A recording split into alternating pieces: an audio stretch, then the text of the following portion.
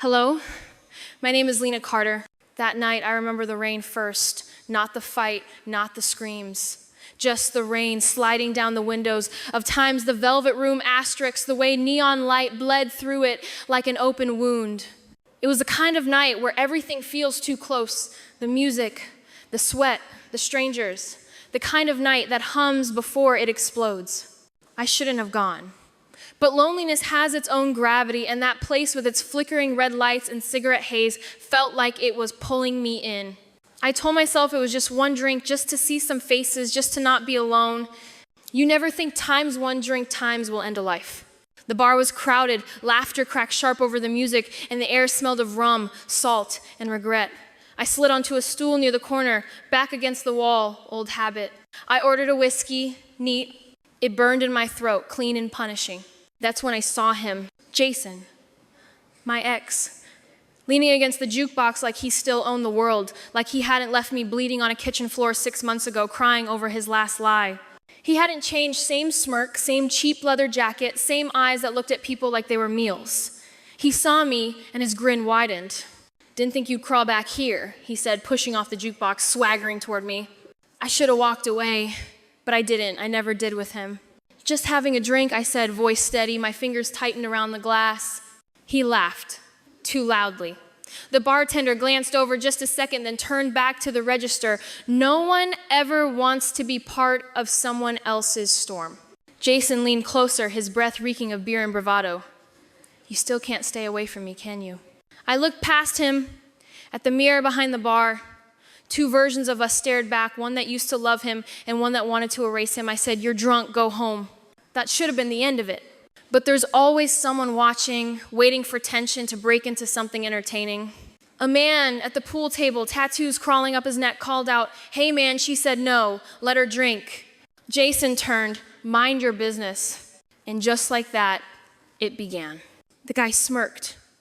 Jason shoved him. The cue ball rolled off the table, clattering on the floor. Someone laughed the wrong sound at the wrong time. Then a bottle shattered, then another.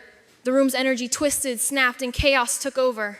I tried to back away, but Jason grabbed my arm hard, his nails dug into my skin. "You did this," he hissed, spit hitting my cheek. I pushed him not hard, just enough. But he stumbled, fell into another man, and fists flew. A chair crashed. The music stopped mid-beat. People screamed. Then it happened. Someone swung a bottle. I don't remember who. The glass exploded in light and noise. A man went down, I think it was Jason, and the floor bloomed with red. For a heartbeat, no one moved. The rain outside grew louder, or maybe it just felt that way. The sound of thunder rolled in through the open door as someone bolted. I could hear my breathing sharp, ragged, like I was underwater. "Call 911, someone yelled. But I couldn't move. My hands were shaking, my fingers sticky with something warm. I looked down, crimson on my skin. His blood. Jason lay there, motionless, eyes open, staring. A siren wailed somewhere far away, or maybe it was in my head. I dropped to my knees beside him. "Jason?" My voice cracked. "Jason, hey, look at me." But there was nothing, just that awful silence that swallows you whole. Someone pulled me back. "Don't touch him, don't move." I turned and saw a woman, the bartender, her face pale, trembling. "You need to back up," she said, voice low but firm. I didn't. I started, but my throat closed. My words turned to dust. The police came fast. They always do when blood hits the floor. Blue lights cut through the bar's red glow, turning everything cold and sterile. Hands guided me outside. Questions blurred together, names, times. What happened? Who started it? I didn't know. Or maybe I just didn't want to. A detective crouched beside me as I sat on the curb, soaked in rain and whiskey fumes. "Miss Carter, can you tell me what you remember?" I stared at the puddle near my feet, saw the neon reflected there, red and white, bleeding into each other. I whispered, "I didn't mean to." He looked at me for a long moment, then sighed. Nobody ever does. They took my statement, but I could tell they'd already decided who I was, another drunk girl with a bad temper and a worse past, the kind of story the city forgets by morning. I went home that night to silence. No calls, no messages, just the sound of my heartbeat echoing in the dark. I scrubbed my hands raw, but the smell wouldn't leave. Whiskey, blood, smoke. The next morning, the headline hit the news. Asterisk, asterisk, local bar brawl leaves, one dead woman questioned. Asterisk, asterisk. They didn't use my name, not yet, but they would. I kept seeing his face, that last look frozen between anger and fear. I told myself it wasn't my fault, that it was an accident, but every time I closed my eyes, I saw the blood again. I heard that bottle break. People said he was trouble, that it was bound to happen, but deep down I knew the trouble wasn't him, it was me. The choices I made, the rage I let simmer too long. I didn't kill him, I don't think I did. But when I woke up the next morning and found the bruise on my arm, the one shaped like his hand and the scratch marks along my wrist, I knew I couldn't keep pretending nothing broke inside me that night. Something did, and it wasn't just him. It was the last piece of who I used to be. I didn't sleep for 3 days after Jason died. Every time I closed my eyes, I saw it again, the flash of glass, the spatter of red, the way his body went still in an instant. The news replayed the same footage, flashing lights, crime tape, blurred faces. I kept the TV on anyway. The silence was worse. They called it a tragic altercation. I called it a nightmare that wouldn't end. At first, I told myself it was shock, that the buzzing in my head, the flickering lights, the feeling that someone was times watching times me were just symptoms of trauma. But the longer I stayed in that apartment, the louder the city got. Every siren felt like it was coming for me. Every knock on the door made my heart stop. Then the letters started coming. No return address. Just plain white envelopes slipped under my door sometime between midnight and dawn. The first one was short. Asterisk, asterisk, you should have stayed quiet, asterisk, asterisk. I thought it was a prank, maybe some cruel joke from one of Jason's friends. I tore it up, threw it away. The next morning, there was another, asterisk, asterisk, we know what you did, asterisk, asterisk. I didn't tell the cops, they'd already made up their minds, volatile relationship, alcohol involved, possible provocation. I could see it in their eyes when they questioned me, asterisk, another woman who snapped, asterisk. I stopped going out. I unplugged my phone. I taped the window shut because I swore someone was watching from across the street, a silhouette that stood too long, too still. I tried to convince myself it wasn't real. But paranoia has a heartbeat, and mine was always racing. The nightmares blurred into waking hours. Sometimes I'd find myself standing in the kitchen at 3 a.m., hands shaking, not remembering how I got there. Once, I found glass on the floor, like a mirror had shattered, but none of my mirrors were broken. I told myself I was losing it, but some part of me whispered maybe I was remembering something I'd tried to forget. Because here's the thing, the police said Jason was hit with a bottle. But I kept replaying it in my mind, the sound it made, the way he fell. It didn't look like a bottle wound. It looked deeper, cleaner, like a knife. And when I checked my kitchen drawer the next morning, one of my knives was missing. That's when the panic set in. I tore my apartment apart. Cabinets, closets, drawers, nothing. The knife wasn't there, neither were the clothes I wore that night, the black dress with the torn strap, gone. I sat on the floor, surrounded by the wreckage, my breath coming in short gasps. My mind replayed the night again and again, every frame flickering like a broken film reel. The music, the shouting, the push, the crash, and then a flicker. A hand, my hand, something glinting. I felt sick. Heavy? I couldn't finish the thought. That's when the doorbell rang. I froze. The clock said 2:47 a.m. No one comes at that hour unless it's bad news. I didn't move, didn't breathe. Then times another ring. Asterisk. I crept to the peephole. No one. Just rain. The hallway was empty except for a shadow stretching long across the floor. When I finally opened the door, there was another envelope. This one was wet, the ink bleeding. I opened it with trembling fingers. Inside a photograph. It was me. Standing outside Times, the Velvet Room, asterisk, that same night, looking over my shoulder, and behind me a man, face blurred, holding something in his hand. I dropped it. My vision tunneled. The next thing I remember is waking up on the floor, morning light cutting across the room. The photo was gone. That's when I decided to get help. Or at least that's what I told myself, but really I just needed to know if I was losing my mind or if someone wanted me to think I was. That's how I found Times, the bridge asterisk, an ad, tucked between the obituaries in the paper. Asterisk, asterisks, for those haunted by the night, weekly meetings, confidential, recovery begins here. asterisk, asterisk. It sounded like a lifeline, a place for broken people, a place for me. The first time I walked in, the smell of coffee hit me stale, comforting. Folding chairs in a circle, a few faces with the same hollow eyes I saw in the mirror. "Hi, I'm Lena," I said, my voice cracked halfway through. "Hi, Lena," they replied in unison. The woman leading the group smiled Dr. Hale. Mid-40s, kind eyes but sharp. The kind of sharp that cuts without showing the blade. "What brings you here, Lena?" she asked. He hesitated. "I made mistakes." She nodded like she already knew. "Then you're in the right place." That night, I listened more than I talked. The others shared their stories, bar fights, overdoses, accidents. The common thread was guilt, the way it eats you alive in silence. But as I listened, I noticed something else. A man sitting in the corner, never speaking, just watching. His eyes flicked toward me every few minutes. When the meeting ended, he slipped out first. Later, I saw him outside by a car with tinted windows. He was on the phone. He said something like, "She's here now." I froze. The rain started again. For a moment, I thought about going home. But home didn't feel safe anymore. Neither did anywhere else. So I went back inside. Dr. Hale was packing up papers. She smiled when she saw me. "It helps to stay," she said softly, "to talk, to remember what's real." But the way she said remember made my stomach twist. That night, lying in bed, I couldn't shake the feeling that the bridge times wasn't a sanctuary, it was something else. And maybe, just maybe, someone there knew exactly what happened that night. Maybe they'd been there. Watching, I kept going back to times, the bridge asterisk. At first, it was just to stay sane. The meetings gave me structure, 7 p.m. every Tuesday and Friday. Same coffee, same metal chairs, same faces. I started recognizing people. Erin, who'd lost her brother in a hit and run. Malik, a bouncer with a record. Clara, who barely spoke but always sat next to the exit. We were ghosts pretending to heal.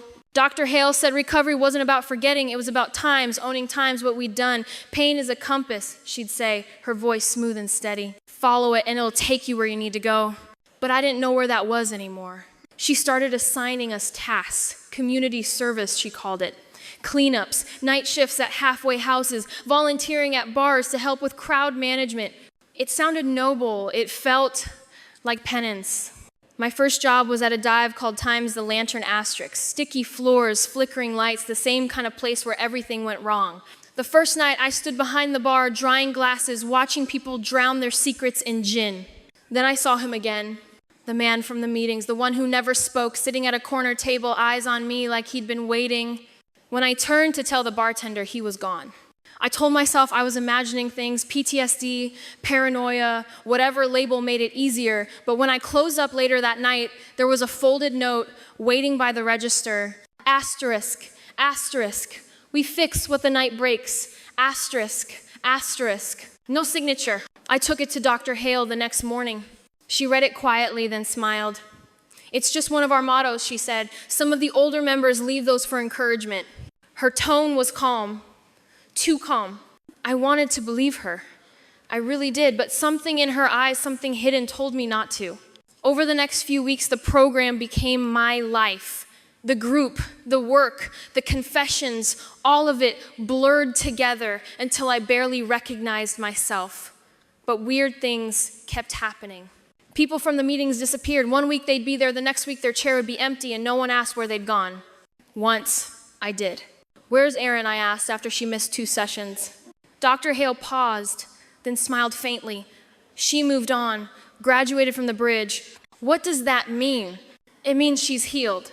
But that night, I couldn't shake the image of Erin's face, pale, tear-streaked, whispering during our last meeting. Asterisk, "They know what you did, Lena," asterisk. I told myself it was nothing. I needed this program. Without it, I'd unravel completely. So I threw myself into it, helping others, talking more, pretending to believe I was getting better. I became a success story. "Lena's really turning things around," Dr. Hale told the group one evening. Everyone clapped, cameras flashed, local press documenting community recovery. They asked if I'd speak at the next event. I said yes, because maybe if I sounded like I was healed, I'd start to feel it. The night of the speech, I stood on stage under the soft glow of fluorescent lights. Dozens of faces stared up, reporters, donors, volunteers. I talked about redemption, about change, about how darkness can be a teacher. The words felt rehearsed, hollow, but they made people smile. Afterward, a man approached me, tall, expensive suit. He introduced himself as Times Mr. Crane *, one of Times The Bridge's * benefactors. His smile was polite, but his eyes were cold, calculating. "You speak well, Miss Carter," he said. "You've made quite the recovery." "Trying to," I replied. He studied me for a moment. "Keep trying. The city needs people like you." Then he pressed something into my hand, a card, black. No writing on it except a symbol, a crescent moon intersected by a line. When I looked up, he was gone. Later that night, I found Dr. Hale waiting in my apartment building's hallway. I didn't ask how she knew where I lived. She just smiled and said, "We look out for our own." Then she saw the card in my hand. Her face shifted just for a second, a flicker of something like fear. "Where did you get that?" "Mr. Crane gave it to me." She exhaled slowly. "You shouldn't keep it." "Why?"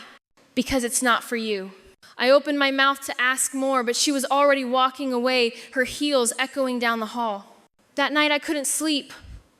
I kept staring at the card, tracing the symbol with my finger. The longer I looked, the more it felt familiar, like I'd seen it before. And then it hit me. The photograph, the one that had been slipped under my door, the one that disappeared. There'd been graffiti on the wall behind me in that photo. A crescent moon crossed by a line. The same symbol. I felt my stomach drop. I went back to Times the Bridge the next day, but the building was different somehow. Too quiet. No one in the lobby, no coffee brewing, just Dr. Hale sitting in the circle of empty chairs. "You shouldn't have come," she said softly. "What is this place?" I asked.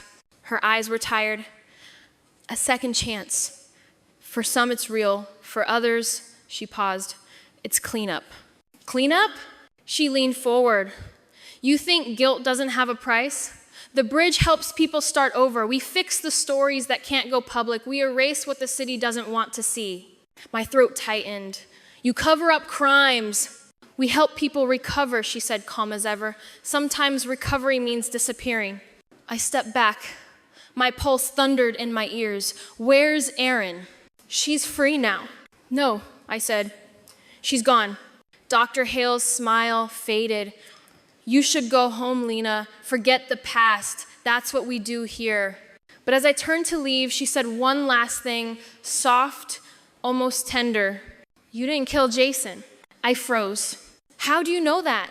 She didn't answer. Just watched me with those sharp, knowing eyes. And in that moment, I realized I hadn't come to the Bridge to recover. I'd been brought there. The next morning, I couldn't stop hearing Dr. Hale's voice, *, "You didn't kill Jason, *.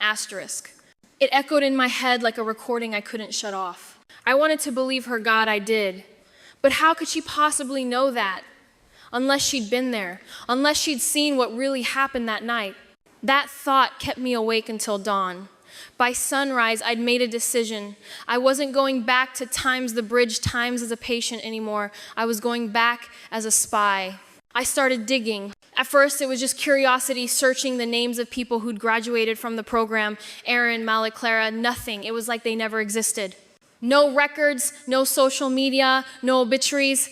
Vanished. Then I looked up Times, the Bridge, Times itself. The website was pristine, motivational quotes, smiling faces, glowing testimonials. But the more I clicked, the stranger it got. Every link led to another version of the same homepage, like a maze that folded in on itself. Buried in the source code, I found a file name repeated again and again, *, Project Nightfall. *. That was the first time I felt real fear, the kind that starts in your chest and spreads until your hands go cold. I copied the name down and went to a friend, 8, a former journalist who owed me a favor. I told him I needed background info on Times, the Bridge Times and its funders. He gave me a look that said, * smells bad, *, but he agreed. 2 nights later, he called me. His voice was shaking. "Lena, whatever this is, you don't want to know. Tell me anyway." He sighed. * the Bridge Times isn't a nonprofit, it's a front. The main funding comes from a group of shell companies linked to someone named Times Arthur Crane. * ring a bell? "Yeah," I said quietly. He gave me a card. then you're in danger. The Crane Foundation's been flagged in 3 separate investigations: human trafficking, money laundering, and witness tampering. None of them ever stuck. Every file got sealed. Sealed by who? City council, police, judges, all connected. He hesitated. And Lena Project Nightfall? It's not a recovery initiative, it's an erasure program. I gripped the phone tighter. What do you mean erasure? People with inconvenient pasts, witnesses, addicts, liabilities, asterisks. The Bridge Times cleans them up, rewires their stories, sometimes disappears them completely. You walk in broken, and if you're useful, they rebuild you. If you're not, he stopped. If I'm not, I pressed. He swallowed. You vanish. The line went dead. I tried calling him back, but his number was disconnected. That night I barely moved. The city outside felt different, quieter, like it was holding its breath. Every sound made me flinch, the hum of the fridge, the whisper of rain against the window. When I finally worked up the nerve to check my hallway, there was another envelope waiting. No words this time, just a USB drive inside. I hesitated, then plugged it into my laptop. A folder popped open. Inside, videos, dozens of them. Each file is named after a date. The first one was labeled with Jason's death the same night. I clicked. Grainy security footage filled the screen. Asterisk, the velvet room. Asterisk, my stomach clenched. The camera showed the bar from above the fight, the chaos. The moment Jason fell, I leaned forward, heart hammering, and then I saw a figure behind me, black hood, moving fast, the flash of a blade. Not me, him, the killer. He turned for half a second, enough for me to catch the reflection in the mirror. It was the silent man from Times the Bridge. Asterisk. The screen went black. I sat frozen, staring at the darkness, until my reflection appeared in the blank screen, pale, trembling, horrified. I wasn't the killer, I was the cover. And Times, the Bridge Times, had made sure I believed otherwise. When I looked back at the folder, I noticed one last file, timestamped 2 days later, the night I first went to the program. This time, the footage was from a security camera in a hallway. Dr. Hale was walking beside Mr. Crane. "She's perfect," Hale said. "The guilt's already eating her alive." Crane's voice was smooth. "Good. The more they blame themselves, the easier it is to keep them compliant. By the time she starts asking questions, it'll be too late." Hale nodded. "And Jason?" Crane smiled faintly. "He served his purpose. He got her through the door." The video ended. For a moment, I couldn't breathe. The world tilted sideways. Jason's death wasn't an accident, it was bait. I stumbled to the bathroom and threw up. When I looked in the mirror, my reflection looked wrong, like someone else was staring back. I packed a bag. I didn't know where I was going, just that I couldn't stay. Every instinct screamed at me to run, but as I reached the door, my phone buzzed, unknown number. A text message. Asterisk, asterisk. Running won't help. The bridge always brings its people home. Asterisk, asterisk. I dropped the phone, my pulse thundered. I backed away from the door, every muscle shaking. Then a knock. 3 sharp taps. I didn't move, didn't breathe. The peephole was blacked out from the other side. Whoever was there knew exactly how to block it. "Lena," a woman's voice said softly. "It's Dr. Hale. Please open the door. You're not safe out there." My mind spun. Asterisk. Not safe out there? Asterisk. Or Times not safe from you? Asterisk. When I didn't answer, she spoke again lower, colder. "You're making a mistake." Footsteps, fading, silence. I waited for hours before I dared to move. When I finally cracked the door open, the hallway was empty. Except for one thing, the black card. Lying face up on the floor, the crescent moon, the line through it, and this time, written underneath in red ink, "Welcome to Nightfall." Hello again. My name is Lena Carter. And if you're hearing this, I'm already gone. That's how the recording begins, the one I make 2 nights after Times. The Bridge Times tries to erase me. I'm sitting in a motel room off Highway 17, curtains drawn, laptop glowing in the dark. My hands won't stop shaking, but I keep talking because silence is what they count on. The world thinks Times. The Bridge Times saves people. The truth is, it buries them. After I found the video, I went into hiding. I swapped phones, paid cash for everything, slept in bus stations and cheap motels, but no matter how far I went, I felt them watching. The black SUVs, the same faces at gas stations, the calls that never spoke a word. They didn't need to threaten me anymore. I was already afraid. Still, fear wasn't enough to stop me. Nate, the journalist, had vanished, but before he disappeared, he'd sent me one final file, an encrypted document labeled asterisk, asterisk, bridge, finances, PDF. Asterisk, asterisk. It took me 3 days to crack the password. When I finally opened it, I saw the names: judges, cops, politicians, donors, people who'd graduated from the program. It wasn't a recovery network, it was a protection ring. A machine that cleaned up the messes of the powerful drugs, deaths, disappearances. And Jason? He wasn't my victim, he was their recruiter. He'd been sent to push me, to trigger the guilt, to lead me right into their hands.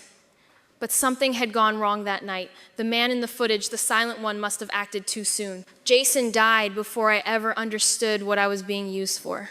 They needed someone to blame. Someone broken, believable, desperate. They chose me.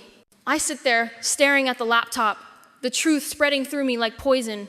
Outside, thunder rolls. The motel sign flickers times vacancy, vacancy, vacancy. Asterisk. It's like the universe is mocking me. I know I can't go to the police. They're on the list. I can't run. They'll find me. There's only one thing left: exposure.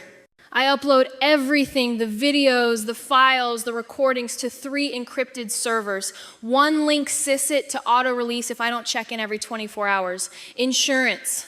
Then I write the message: asterisk, asterisk. If I disappear, look at the bridge. Look at Arthur Crane. Look at Dr. Margaret Hale. Asterisk, asterisk. I hit send. And then the power cuts out. The room plunges into darkness. My breath stops. Footsteps in the hallway, slow, heavy.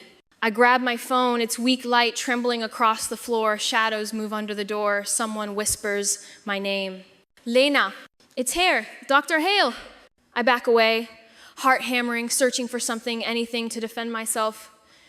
My hand lands on a shard of the mirror I'd shattered earlier. She knocks once. You can still come back, she says, her voice calm, steady. You don't have to do this. I already did, I whisper. Silence.